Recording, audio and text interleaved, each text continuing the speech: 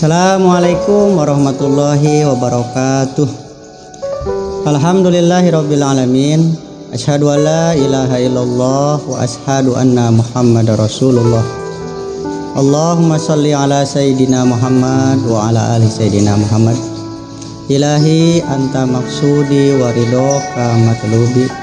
Atini mahabbataka wa ma'rifataka.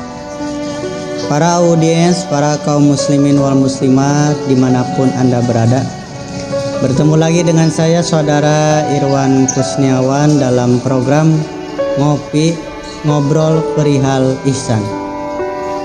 Ada beberapa ikhwan maupun akhwat kaum muslimin wal muslimat yang bertanya tentang bagaimana kalau saya bertemu dengan orang-orang yang memiliki kehebatan atau memiliki kemampuan yang luar biasa di luar kebiasaan manusia biasa. Pertanyaan tersebut sebenarnya sudah ada jawabannya dari seorang ulama besar, dari seorang ulama sufi yang dia seorang pengamal sekaligus dia seorang ahli. Dia ahli di dalam bidang ilmu fikih, ahli di dalam bidang ilmu tauhid, ahli di dalam bidang ilmu tasawuf. Beliau bernama Syekh Junaidi Al-Baghdadi, wafat pada tahun 293 Hijriah. Di dalam mafhumnya beliau mengatakan bahwa la ra'aitum rajulan tabarraha fil hawa. Jika kalian menemukan, jika kalian bertemu atau jika kalian melihat ada seseorang yang dia memiliki kelebihan luar biasa, tabarruha fil hawa, seperti bisa terbang di atas awang-awang, atau dia terbang di udara, atau dia berjalan di atas air, atau misalkan dia tidak mempan ditembak, atau misalkan dia bisa menghilang seketika. Maka kata Syekh Junaidi Al-Baghdadi, beliau mengatakan, fala taqtadu bihi, maka janganlah cepat-cepat mengambil ataupun menjadikannya sebagai guru spiritual. Qabla antarosonahu fil amri wan nahi, sebelum kalian melihat fil amri apakah dia itu melaksanakan perintah dan larangannya Allah, perintah dan larangannya Rasulullah sallallahu alaihi wasallam, wan nahi, dan juga meninggalkan atau menjauhi perintah dan larangan baginda Rasulullah SAW, perintah Allah Subhanahu wa Ta'ala. Jadi pada kesimpulannya, kalau kita menemukan dimanapun ada seseorang yang memiliki kelebihan luar biasa atau dia bisa ngobatin orang seketika, jangan cepat-cepat dijadikan sebagai guru spiritualnya sebelum kita meneliti, sebelum kita mengetahui secara detail apakah informasinya dari murid-muridnya, apakah informasinya dari orang lain, apakah informasinya berupa periwayatan kitab. Maka janganlah falak taqtadu bihi, jangan cepat-cepat menjadikannya sebagai guru spiritual. Lalu bagaimana kalau saya menemukan orang yang memiliki kelebihan luar biasa seperti yang tadi saya sampaikan? Dia bisa terbang di atas awang-awang, dia bisa berjalan di atas air, dia kebal dibacok misalkan, atau dia kebal ditembak, atau dia bisa menghilang atau bisa mengobatin orang lain dalam seketika, ya.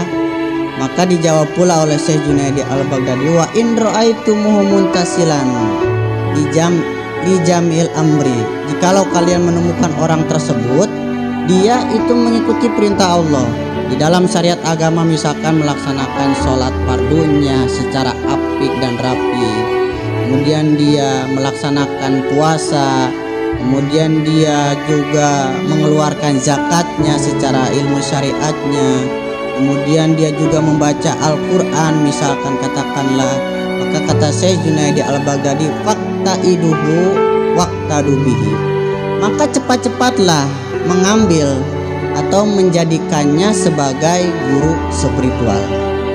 Seperti salah satu contoh seorang ulama besar di Jawa Barat, katakanlah salah satu daerah di Tasikmalaya, ada seorang ulama besar, seorang waliullah yang bahkan Syekh Said Muhammad Alawi Al-Maliki Ibnu Abbas Al-Hasani beliau mengatakan Beliau ada sebagai Sultanul Aulia fi hadza zaman, Syekh Ahmad Sohibul Wafatajul Arifin radhiyallahu.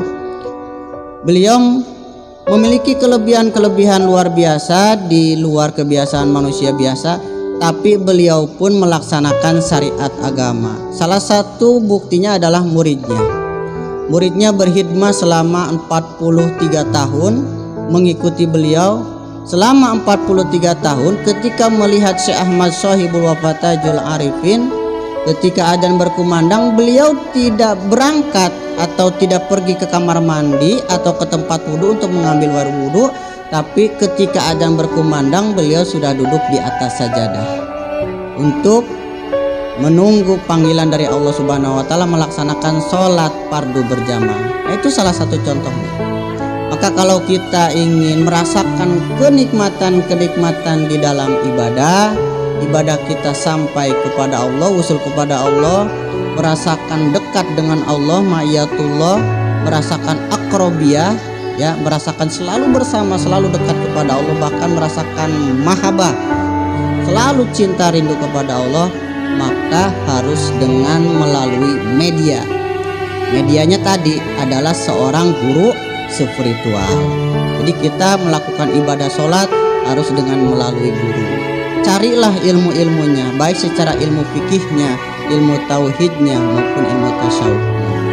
Kemudian kita membaca Al-Quran, carilah guru yang ahli di dalam Al-Quran, belajar ilmu tajwidnya, tata cara membaca Al-Quran dengan baik, apakah itu hukumnya mad tobi'i, mad asli, apakah itu hukumnya ifa, ijar dan lain sebagainya.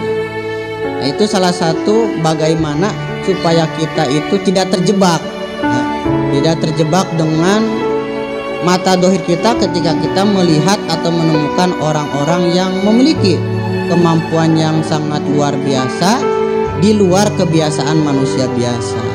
Kalau kita memang tidak mampu menghilang, kemudian melihat orang lain bisa melihat menghilang, lalu kemudian kita langsung menjadikannya dia sebagai guru tanpa melihat dulu latar belakangnya, asal usulnya, sanadnya, silsilahnya, referensinya dan lain sebagainya. Maka perlulah yang namanya seorang guru spiritual. Mungkin itu saja yang dapat saya sampaikan. Mudah-mudahan menjadi sebuah pencerahan bagi kita sekalian, agar kita tidak terjebak di dalam melaksanakan ibadah, agar kita tidak mudah terjebak oleh orang lain. Itu saja yang dapat saya sampaikan. Akhirul kalam. Assalamualaikum warahmatullahi taala wabarakatuh.